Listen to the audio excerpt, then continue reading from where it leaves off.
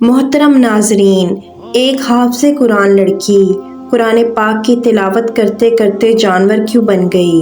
آخر اس پر اللہ کا اتنا دردناک عذاب کیوں آیا؟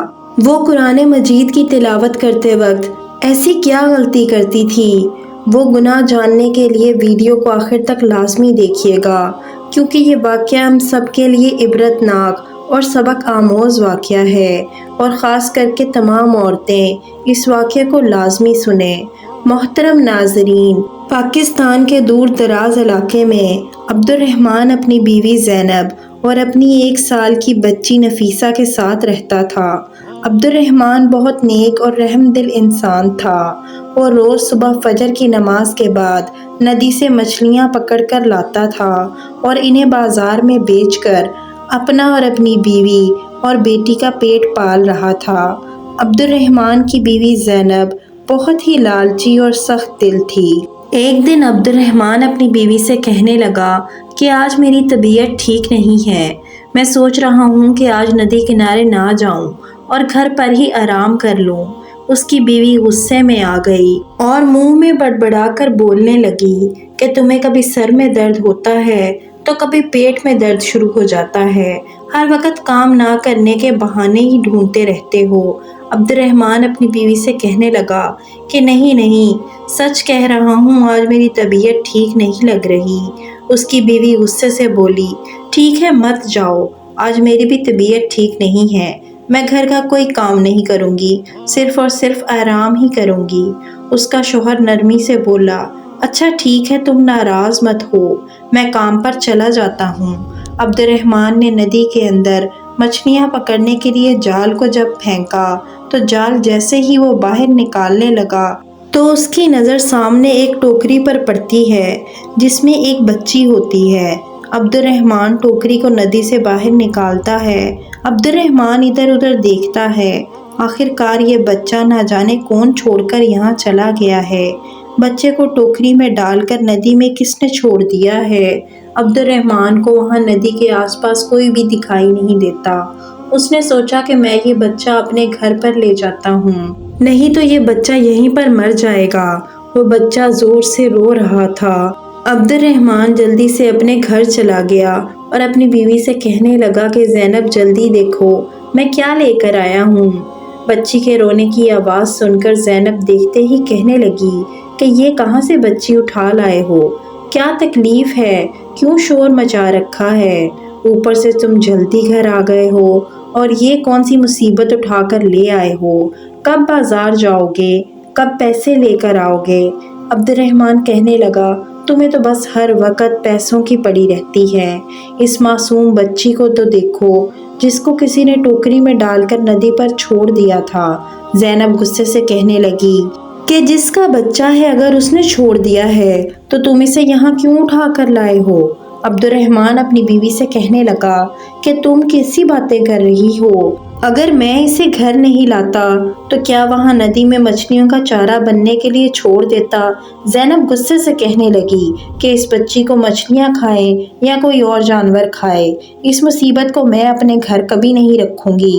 عبد الرحمن بیوی کی یہ بات سن کر غصے سے لال پیلا ہو گیا، کہنے لگا کہ بس بہت ہو گیا ہے، میں آج کے بعد تمہاری کوئی بات نہیں مانوں گا، تمہاری بہت منمانی ہو چکی ہے۔ اب تم میری ایک بات دھیان سے سنو، بچی اب اسی گھر میں رہے گی اور نفیسہ کے ساتھ ہم اسے بھی پالیں گے، اور اس بارے میں اب میں کچھ اور نہیں سننا چاہتا۔ زینب نے پہلی دفعہ اپنے شوہر کو اس طرح غصے سے اپنے ساتھ بات کرتے دیکھا تو وہ بہت زیادہ گھبرا گئی اور خاموشی سے اس بچی کو اپنے ساتھ رکھنے کے لیے تیار ہو گئی۔ عبد الرحمن نے بڑے پیار سے اس بچی کا نام فاطمہ رکھا۔ آہستہ آہستہ وقت کے ساتھ نفیسہ اور فاطمہ دونوں بڑی ہو گئیں۔ ایک دن فاطمہ عبد الرحمن سے کہنے لگی کہ ابو جان، کیا میں بھی آپ کے ساتھ ندی میں مچھلیاں پکڑنے کے لیے جا سکتی ہوں؟ عبد الرحمن اپنی بیٹی فاطمہ کی بات سن کر بہت زیادہ ہنسا اور کہنے لگا، کیوں بیٹی، کیا تمہیں بھی مچھلیاں پکڑنا سیکھنا ہے؟ فاطمہ نے کہا، جی ابو جان، میں بھی آپ کی طرح مچھوارہ بننا چاہتی ہوں۔ عبد الرحمن فاطمہ سے کہنے لگا کہ بیٹی ابھی تم بہت چھوٹی ہو، ابھی تم اپنی بہن نفیسہ کے ساتھ کھیلو، جب بڑی ہو جاؤ گی تب میرے ساتھ چلنا۔ اتنے میں زینب اپنے شوہر سے آ کر کہنے لگی، اگر یہ جانا چاہتی ہے تو تم کیوں نہیں اسے اپنے ساتھ لے جاتے؟ اچھا ہے نا، آپ کا کام بھی جلدی ہو جایا کرے گا۔ عبد الرحمن اپنی بیوی سے کہنے لگا کہ مجھے نفیسہ اور فاطمہ کو کون سا کام سکھانا ہے اور کون سا نہیں سکھانا وہ میں خود دیکھوں گا، تمہیں اس کے لیے پریشان ہونے کی ضرورت نہیں ہے۔ زینب فاطمہ کو ذرا بھی پسند نہیں کرتی تھی، لیکن وہ اپنے شوہر کی وجہ سے مجبور تھی۔ ایک دن اچانک عبد الرحمن کی موت ہو گئی۔ نفیسہ اور فاطمہ باپ کی موت کی خبر سن کر بہت زیادہ دکھی ہو گئیں۔ زینب نے اپنی بیٹی نفیسہ کو اپنے گلے سے لگا لیا اور کہا کہ بیٹی، تمہارے باپ کا ساتھ ہمارے ساتھ یہیں تک تھا، اب تمہیں ہمت رکھنی ہوگی۔ نفیسہ بیٹی اپنی ماں کو روتے ہوئے کہنے لگی کہ اماں، اب ہمارے گھر کا گزارا کیسے ہوگا؟ اللہ نے ہمارے سر سے ہماری چھت ہی چھین لی ہے، اس گھر کا گزارا کس طرح سے ہوگا؟ اس کی ماں نے کہا کہ فاطمہ ہے نا، اپنے باپ کی جگہ یہ مچھلیاں پکڑنے جایا کرے گی، اس نے تو اپنے ابا سے مچھلیاں پکڑنا سیکھا ہے۔ فاطمہ اپنی ماں کی بات سن کر روتے ہوئے کہنے لگی، ہاں ہاں امی جان، کیوں نہیں، میں ہوں نا، میں خود اپنے ابو جان کی جگہ پر کام کروں گی۔ آپ فکر مت کریں، زینب فاطمہ سے کہنے لگی، بس زیادہ پیار دکھانے کی ضرورت نہیں ہے، تم ہی جاؤ گی کام کرنے، اور کون جائے گا؟ باپ کے مرنے کے بعد فاطمہ کے دن ہی بدل چکے تھے۔ زینب اس سے گھر کا سارا کام کرواتی اور مچھلیاں پکڑنے اور ندی میں سے پانی بھر کر لانے کا کام بھی فاطمہ کو کرنا پڑتا، لیکن اسے کھانا ہمیشہ باسی اور تھوڑا سا ملتا تھا۔ ایک دن جب فاطمہ ندی سے پانی لینے کے لیے گئی تو وہ اپنے باپ کو یاد کر کر بہت رو رہی تھی۔ ابو جان، آپ مجھے چھوڑ کر کیوں چلے گئے ہیں؟ مجھے آپ کی بہت یاد آتی ہے۔ مجھے آج پتہ چلا ہے کہ اس گھر میں مجھے آپ کے سوا کوئی بھی پیار نہیں کرتا تھا۔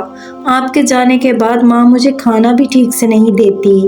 میں نماز پڑھ کر ہر روز اللہ تعالیٰ سے دعا کرتی ہوں کہ میرے ابو جان میرے پاس واپس آ جائیں۔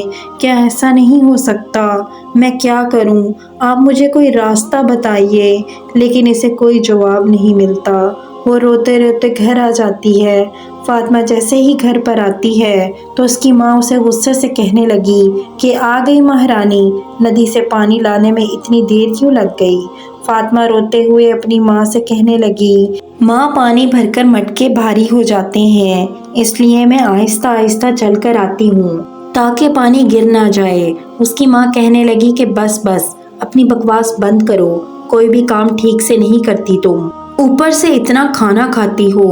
فاطمہ اپنی ماں سے کہنے لگی کہ ماں، کھانا تو آپ مجھے آدھے پیٹ کا بھی نہیں دیتی، اوپر سے باسی کھانا کھانے کو ملتا ہے۔ فاطمہ کی بات سن کر اس کی ماں کو بہت غصہ آیا اور کہنے لگی کہ میرے سامنے زبان چلاتی ہو، میں تمہاری اچھے سے خبر لیتی ہوں، تب جا کر تمہارا دماغ ٹھیک ہوگا۔ فاطمہ کی ماں نے فاطمہ کو بہت مارا، یہاں تک کہ اس کے سر سے خون بہنے لگا۔ نفیسہ یہ سب دیکھ کر پاس بیٹھی مسکرا رہی تھی۔ دوسرے دن فجر کی نماز کے بعد فاطمہ دعا کرتے ہوئے اللہ تعالیٰ کے سامنے بہت روئی، پھر روتے روتے اٹھ کر ندی کنارے چلی گئی۔ اس دن فاطمہ جب ندی کنارے پانی لینے گئی، فاطمہ وہاں پر اپنا زخمی سر پکڑ کر بہت رو رہی تھی۔ اتنے میں ندی کے پاس سے ایک اللہ والے بزرگ آ رہے تھے۔ اس نے فاطمہ سے کہا کہ بیٹا، کیا مجھے پانی پینے کے لیے مل سکتا ہے؟ فاطمہ جلدی سے مٹکے میں پانی لے کر آئی اور اللہ والے بزرگ کو پانی پلانے لگی۔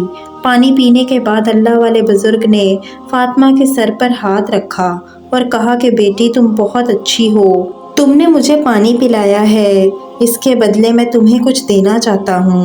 فاطمہ ان بزرگ سے کہنے لگی کہ مجھے کچھ بھی نہیں چاہیے۔ اللہ والے نیک بزرگ فاطمہ سے کہنے لگے کہ بیٹی، کیا تمہیں کسی چیز کی ضرورت نہیں ہے؟ فاطمہ کہنے لگی کہ نہیں، میرے ابو جان نے مجھے یہی سکھایا ہے کہ ہمیں کسی کی مدد کسی لالچ کے عوض نہیں کرنی چاہیے۔ فاطمہ کے ماتھے سے بہتا ہوا خون دیکھ کر اللہ والے بزرگ نے فاطمہ سے کہا کہ بیٹی، یہ تمہارے ماتھے پر کیا ہوا ہے؟ فاطمہ اتنی بات سن کر پھر سے رونے لگی اور اپنی دکھ کی ساری کہانی اللہ والے نیک بزرگ کو سنا دی۔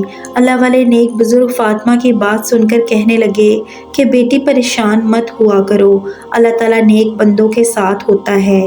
اس ندی کے پاس ایک جھونپڑی ہے، میں وہاں پہ رہتا ہوں۔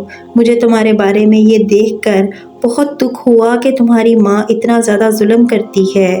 اللہ والے نیک بزرگ فاطمہ سے کہنے لگے کہ میں تمہارے لیے اللہ سے ایک دعا مانگنا چاہتا ہوں کہ آج کے بعد تمہاری آنکھوں میں جو بھی آنسو لائے گا، جو بھی تمہیں پریشان کرے گا، جو بھی تمہیں تکلیف دے گا، جس کی وجہ سے تمہارے آنسو بہیں گے، تو اس کی آواز ہمیشہ کے لیے ایک سور کی آواز جیسی ہو جائے گی، اور وہ جب بولے گا تو اس کے گلے سے سور کی آواز ہی نکلے گی، اور اللہ تعالیٰ تمہاری آواز میں ایک ایسی تاثیر پیدا کر دے گا کہ تم جب بھی قرآن پاک کی تلاوت کرو گی، جب بھی تم قرآن کو کھول کر اسے پڑھو گی، تو تمہارے قرآن کی تلاوت سن کر ہر کوئی اپنے دکھ کو بھول جائے گا۔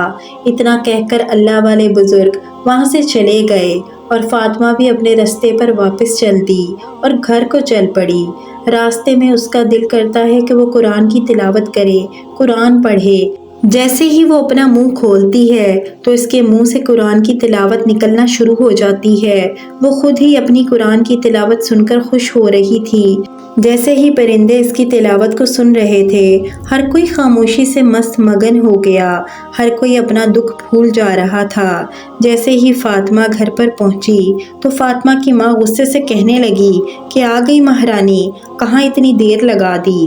فاطمہ مسکراتے ہوئے اپنی ماں سے کہنے لگی کہ ماں، آج مجھے ندی کنارے ایک اللہ والے نیک بزرگ ملے تھے۔